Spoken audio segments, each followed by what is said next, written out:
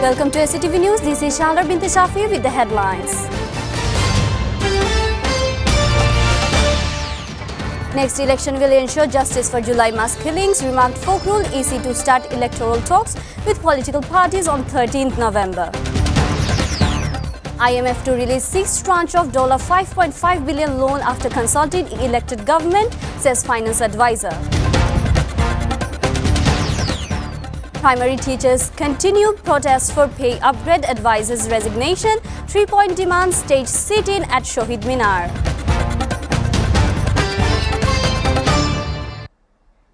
BNP Secretary General Mirza Fakhrul Islam Alamgir today said the upcoming general election will be an election to ensure justice for the July mass killings and to boycott the cronies of the genocide committed during the 1971 Liberation War.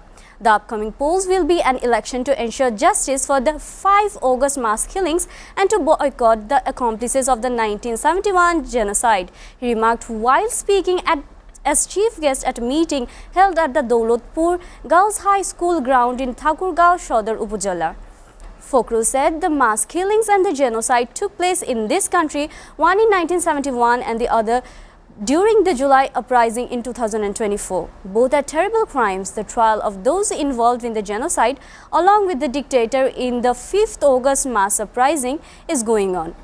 We hope we will get justice. Similarly, we will also boycott those who helped the occupying Pakistani forces in the 1971 genocide in the next election, he said.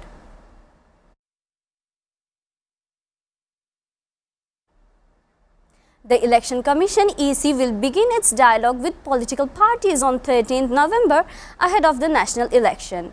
The discussions to be held in multiple phases will all involve all parties registered with Commission. Election Commissioner Muhammad Anwarul Islam today, currently 53 political parties remain registered, while the registrations of some, such as the Awami League, are suspended and others including Freedom Party, Oikoboddho Nagorik Andolon, PDP have been cancelled. Ahead of 13th parliamentary polls, a total of 143 political parties applied for registration within the stipulated time in June. Of them, 121 applications were rejected in the preliminary screening. On 4th November, the Election Commission allocated electoral symbols to 3 political parties: the National Citizens Party (NCP), Bangladesh Samajtantrik Dol (BSD), Marxist and Bangladesh Aam Jonogon Party, following its decision to grant registration to these parties. Earlier in September, the EC said 143 new political parties had applied for registration to contest the upcoming parliamentary election. Of them, 121 applications were rejected during its initial scrutiny, while the remaining 22 underwent further verification.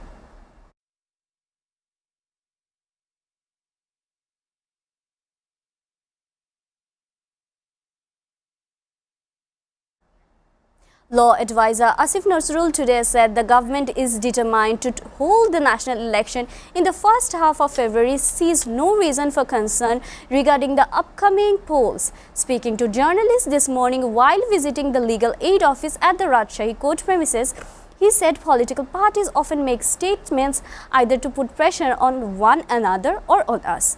Some of their concerns are genuine too. Asif Nazrul said there was no possibility of delay or disruption to the electoral process. There is no second thought or what if not in our minds, he said. The law advisor further said whatever the political parties say, overall they believe in the electoral system. From the government side, we will do everything necessary to build confidence and create a festive environment for the polls. He added the upcoming election carries particular significance as the country has not seen a proper national vote in over a decade.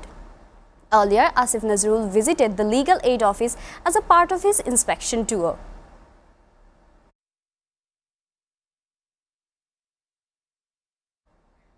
With the national election drawing near, the government of Bangladesh has appointed new deputy commissioners in 15 districts including Dhaka, Khulna and Bogura, transferring 7 incumbents and assigning 8 new officials to the post. The Ministry of Public Administration issued a notification late Saturday night announcing the reshuffle.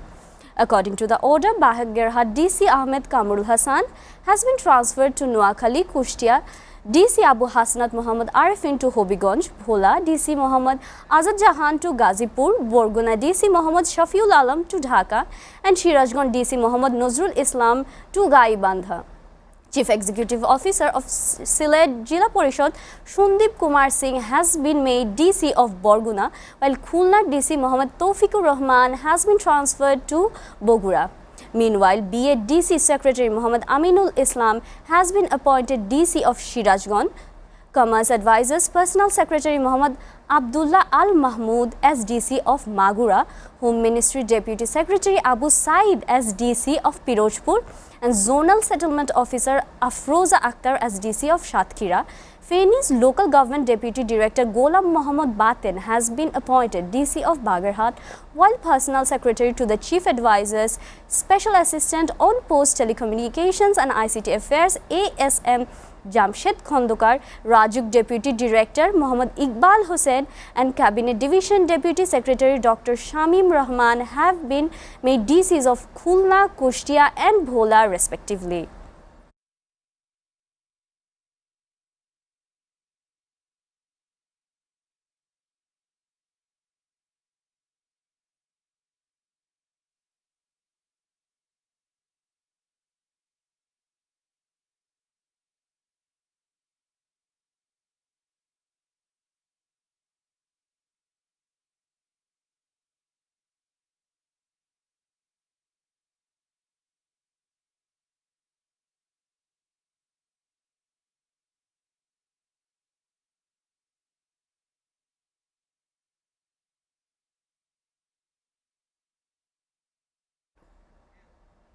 The International Monetary Fund (IMF) will release its sixth tranche of the $5.5 billion loan to Bangladesh after consulting with the elected government, finance advisor Salahuddin Ahmed said today. Another IMF mission is scheduled to visit in February. The mission will assess the country's economic situation and decide on the disbursement of funds, he said, speaking to reporters following a meeting of the Food Planning and Implementation Committee at the Cabinet Division Conference Room. Earlier on 29th October, an IMF review mission arrived in Dhaka to assess whether Bangladesh has met the lender's conditions despite the decision not to release the tranche of the loan during the tenure of the interim government.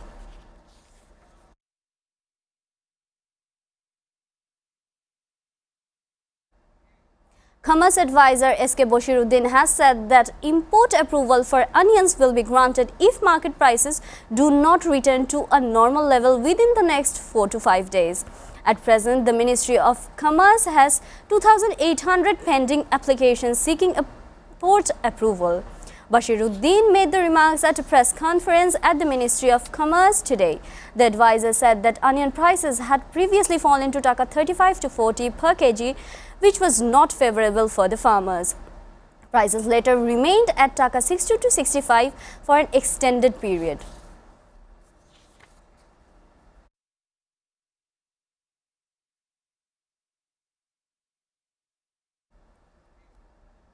The Anti-Corruption Commission (ACC) has decided to file a case against 67 people, including S. Alam Group Chairman Muhammad Shoiful Amin, and linked to the business conglomerate on charges of embezzling and laundering Taka 10,479.62 crore to Singapore. The accused also include Saiful's wife and 5 brothers. ACC Assistant Director Muhammad Tanzir Ahmed confirmed the development to reporters today. A senior official told the journalists that this case would be the largest in the history of anti-graft body.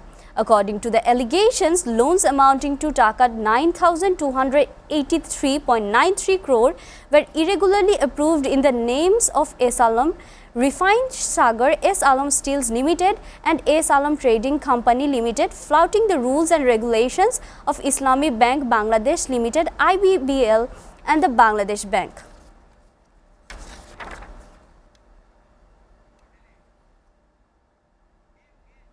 Agitating government primary school teachers continued their protest for the second consecutive day on Sunday at the Central Shahid Minar in the capital, reiterating their three-point demand. Teachers under the banner of the Primary Teachers Demand Implementation Council called for the resignation of the advisors to the Ministries of Home Affairs and Primary and Mass Education in protest against Saturday's police action on their demonstration, said Abdul Qasim, president of the Bangladesh Primary Teachers Association. A day-long work abstention is being observed at primary schools across the country in protest against the attack by the law enforcers, Qasim said. Saturday, we went to Shahbag for a peaceful march titled Kolom Shomarpon Pen Submission, he said.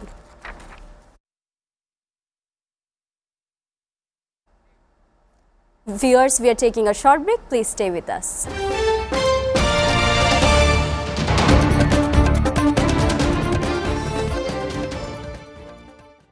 পরে মাথায় দেয় হাত, যুবক যুবতীরা খেলে পড়ে এদিক ওদিক তাকায়। ছেড়ে দে শয়তান, ছেড়ে দে, দেহ পেলে আমার মন পাবি না, ছেড়ে দে। কোন ফলের বীজ নেই বলো দেখি দাদা, বলতে না পারলে হবে তুমি গাধা। মন্দিরা চক্রবর্তী কার সাথে প্রেম করছে? আমি এখন মা হতে চলেছে। চিনেছি তোমারে আকারে প্রকারে, দিনের আলো রাতের আধারে। কোন বাসায় শুধু দুজন থাকে, দরজা জানালা ছাদ কিছুই থাকে না? পা, পায়ের নুপুর, ছন্দ, মনে হচ্ছে কি ছু দিয়ে জাদু মন্ত্র। এক্স্যাক্টলি। পায়েরে নুপুর আমার। অরিক্স স্পেশাল সেলিব্রিটি শো তারকার ঝলক দেখবেন প্রতি শুক্রবার রাত 9:30 মিনিটে। ভালোবাসা একবার তুমি বউ কইয়া ডাকো। হ্যাঁ গো, আর কত দূর? আরে আমি তো ফিডের গাড়ির লগে। তোমার গরু হাঁস মুরগি মাছ তো অনশন শুরু কইরা দিছে। কি কও, অনশন শুরু কইরা দিছে? কেডা? হাঁস মুরগি মাছ। আরে ওগো মতি গতি দেখা মনে হইতাছে SFA.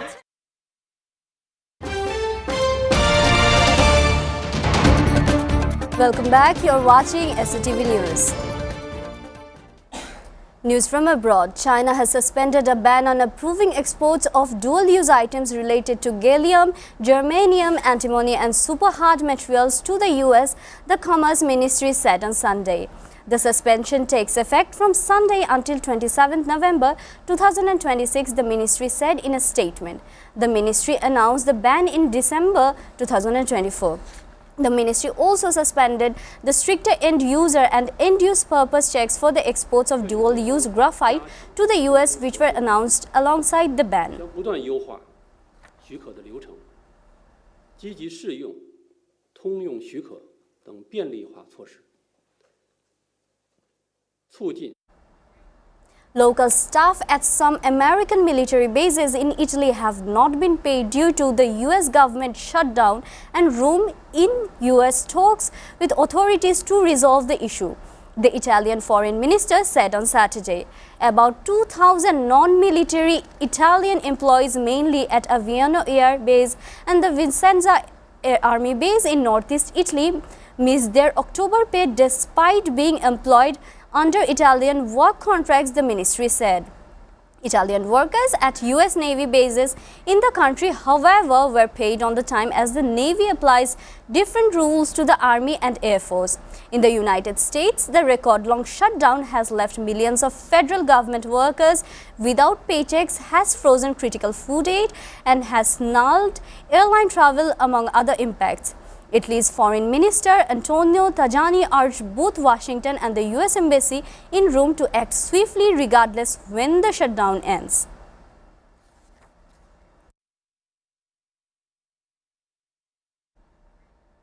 India's drug regulator on Friday ordered state authorities to ensure all the pharmaceutical factories comply with international manufacturing standards by January, rejecting industry pleas for more time after toxic cough syrup was linked to additional child deaths since September.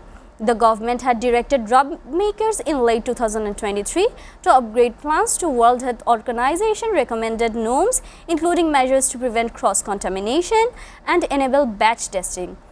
The move followed global outrage after India-made cough syrups were tied to the deaths of more than 140 children in Africa and Central Asia, tarnishing the country's reputation as the pharmacy of the world. Large pharmaceutical firms met a June 2024 deadline, while smaller manufacturers were given until December 2025 as part of an earlier extension.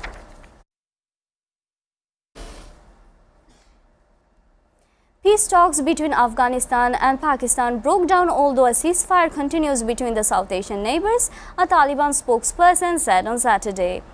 Zabiullah Mujahid, Taliban spokesperson, said negotiations had failed due to Islamabad insisting that Afghanistan assume responsibility for Pakistan's internal security, a demand he described as beyond Afghanistan's capacity. But he said the ceasefire that has been established has not been violated by us so far, and it will continue to be observed.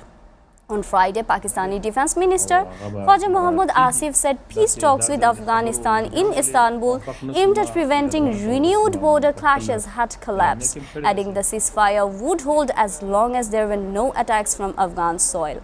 Afghan and Pakistani troops on Thursday briefly exchanged fire along their shared border. On the same day, peace talks resumed in Istanbul.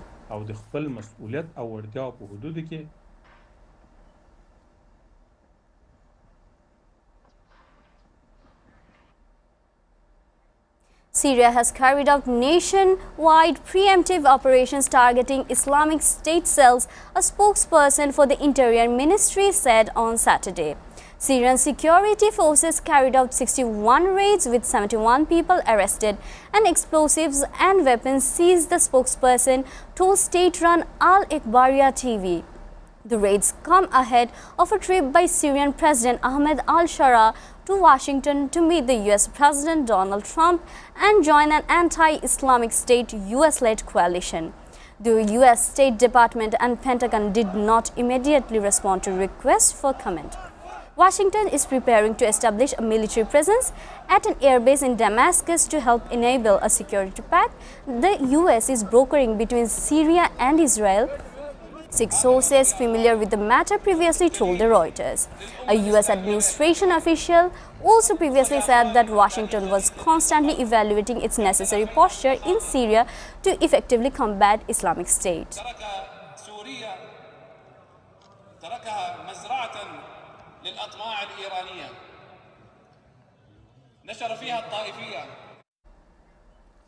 The Philippines evacuated over 100,000 residents across the eastern and northern regions as Phung Vong intensified on Sunday into a super typhoon ahead of its expected arrival later in the day, threatening to unleash torrential rains, destructive winds and storm surges.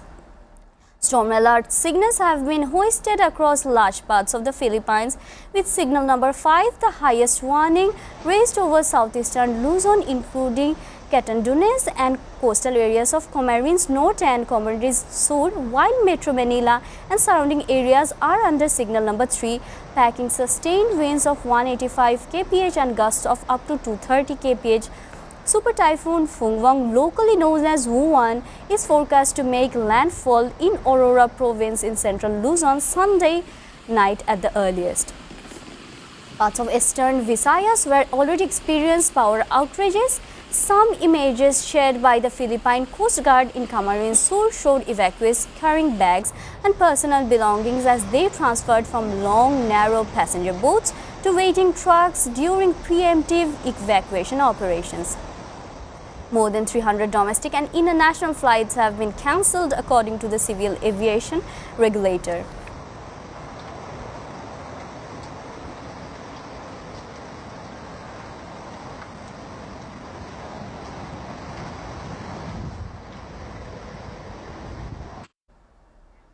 A tornado accompanied by strong winds and heavy rain struck the southern Brazilian state of Paraná, killing 6 people, the state government said on Saturday.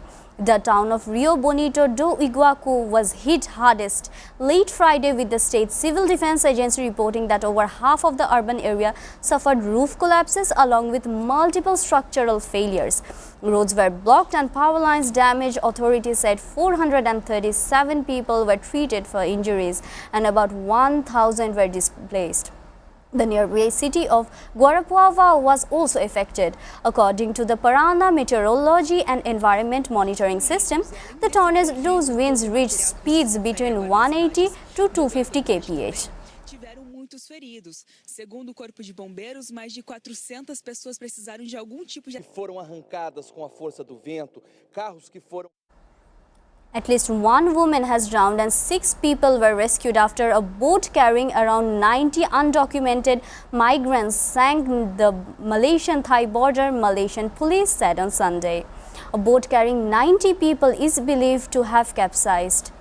3 days ago, Kedah Police Chief Adzi Abu Shah told local media, adding to other boats carrying a similar number of passengers have also been reported missing. Rescue operations were underway to locate survivors, he added.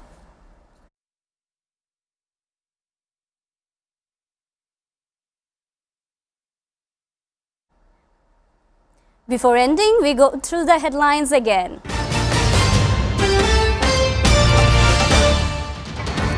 Next election will ensure justice for July mass killings, remarked Fokrul. EC to start electoral talks with political parties on 13th November. IMF to release 6th tranche of $5.5 billion loan after consulting elected government, says finance advisor. Primary teachers continue protest to pay upgrade advisors' resignation. 3-point demand, stage sit-in at Shohid Minar.